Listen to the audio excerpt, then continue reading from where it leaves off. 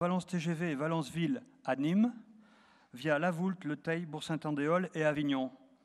Amener à nouveau des services ferroviaires en Ardèche, sur un itinéraire où la population croît et où la grotte Chauvet va faire venir des touristes par milliers, notamment par les 2 gares TGV du secteur.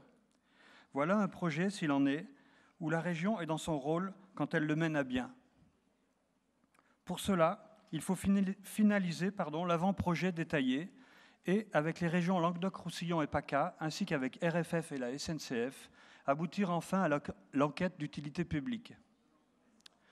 Second projet, la réouverture des 23 km de la ligne Sathonay-Trévoux.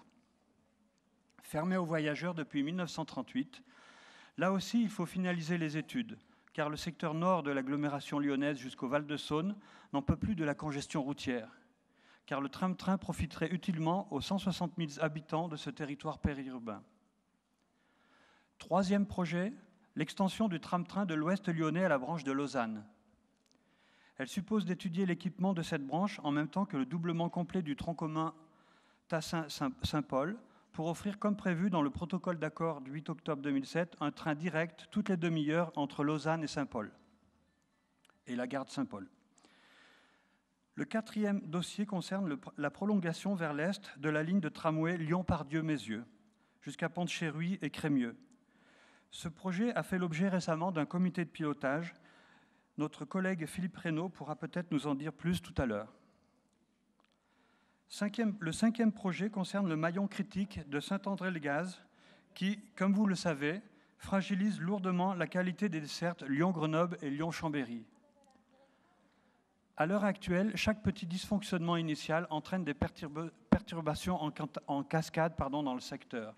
Chaque petit retard d'un train se reporte sur les trains suivants en s'aggravant. Bien sûr, le redécoupage du bloc de signalisation de part et d'autre de la gare va améliorer un peu la ponctualité. Mais si l'on veut vraiment du fiable et du robuste à long terme, il faut un ouvrage dénivelé pour accueillir les trains circulant entre Chambéry et Lyon sur la ligne Lyon-Grenoble. C'est d'autant plus important qu'à l'ouest de Saint-André-le-Gaz, l'extension à Grenay de l'autoroute ferroviaire alpine approche à grands pas, car prévue dès 2017-2018.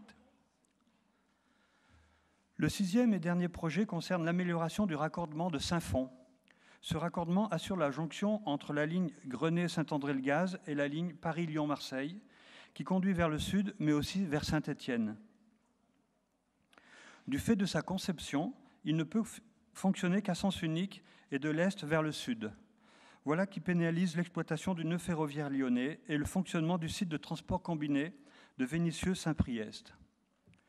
Nous proposons donc d'étudier la construction d'un ouvrage dénivelé à voie unique à cet endroit qui permette à la fois le développement des circulations fret et, pour les TER, de futurs services directs entre Saint-Étienne et les pôles d'emploi de l'Est lyonnais, voire entre Saint-Étienne et les villes alpines.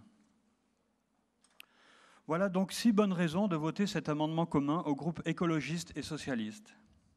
6 excellentes opportunités d'améliorer le service TER et plus globalement de donner à voir concrètement la transition énergétique dans le domaine des transports en Rhône-Alpes. Je vous remercie de votre attention. Merci. Et alors nous avons le